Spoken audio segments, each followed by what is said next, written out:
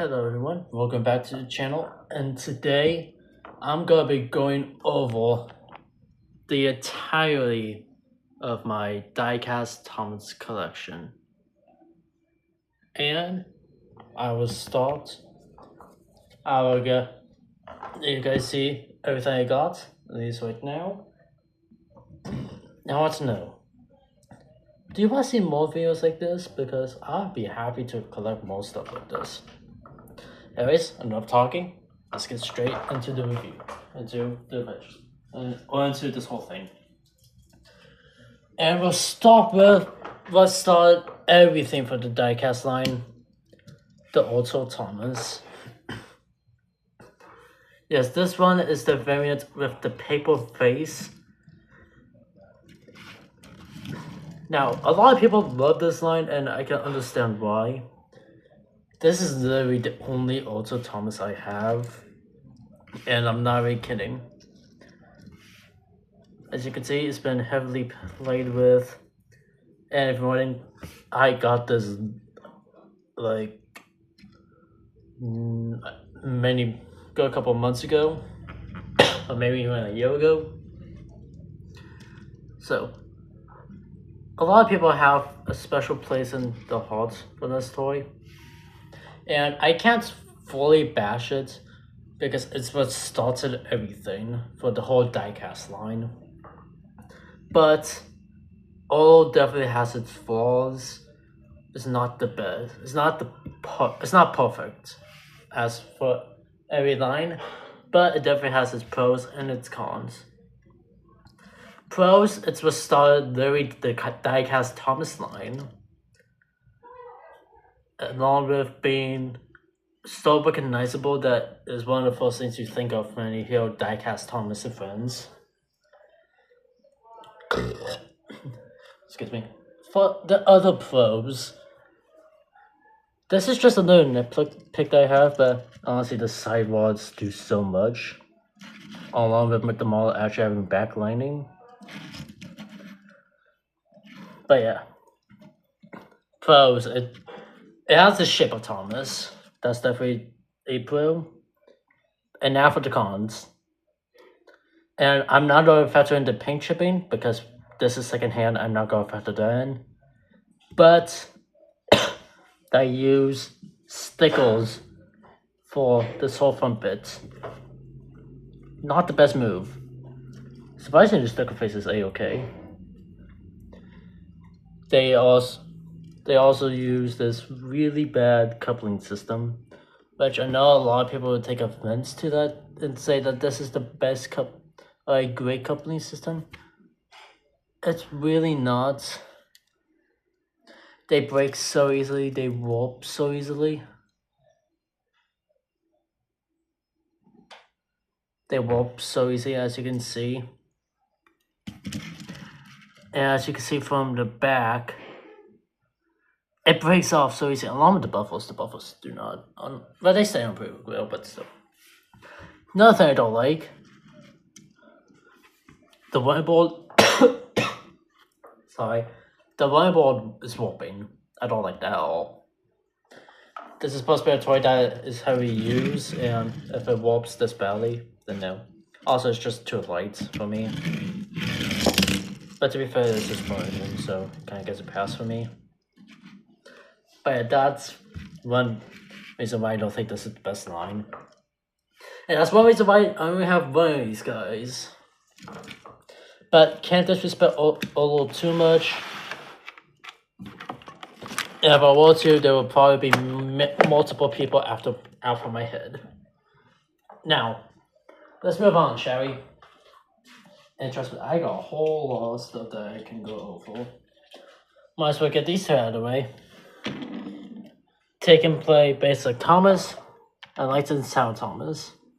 Yes, this one's dead, but its face is being used for someone else. Like, once again, this one's secondhand. This one was also secondhand when I got him.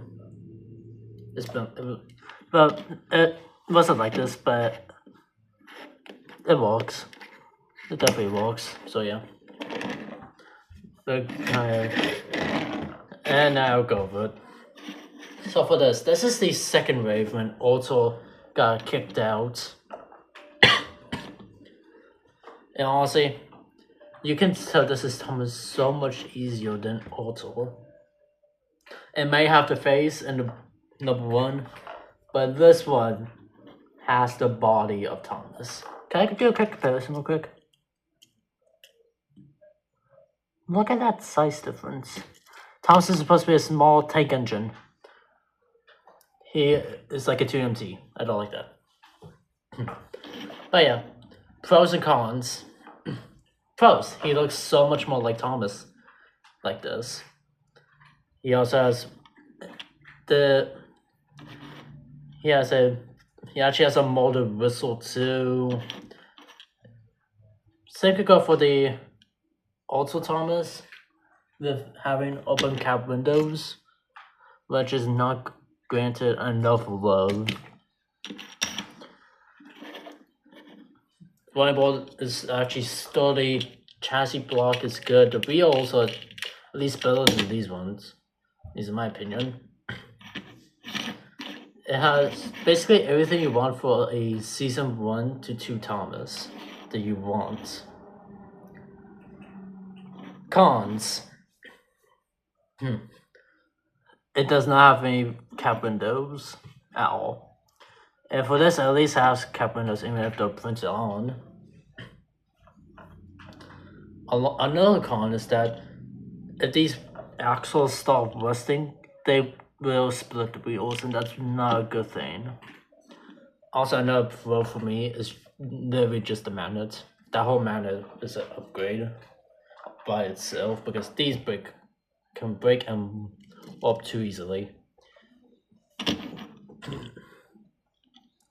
But yeah, so that's Thomas. Another pro, they are not using stickers for the buffers. Excuse me, sorry. Or the front cab, which I love. But yeah, take a play. Excuse me, sorry. Lights and sound Thomas. This guy was my first, my third take-along Thomas. I grew up on take-a-play and take-along, but most of my childhood toy versions were sold away or given away.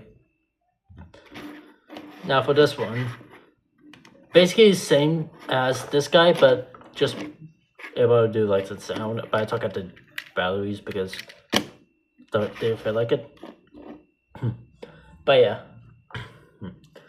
So this guy is basically just this dude, just with lights and sounds, and as you can see, all filled in cap window, but that's fine.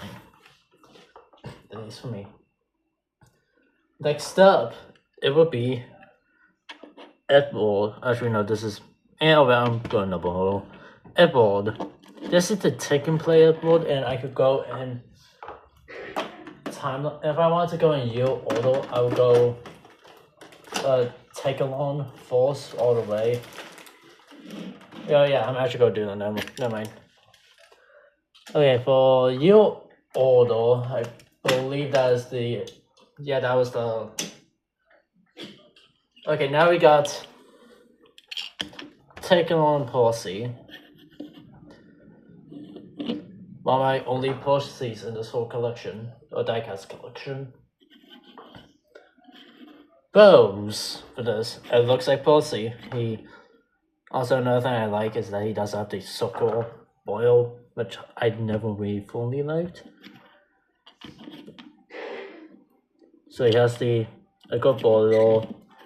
Once again, molded details, a good color, good printing, all around just a great little toy to have. Cons. Basically what I said about Thomas.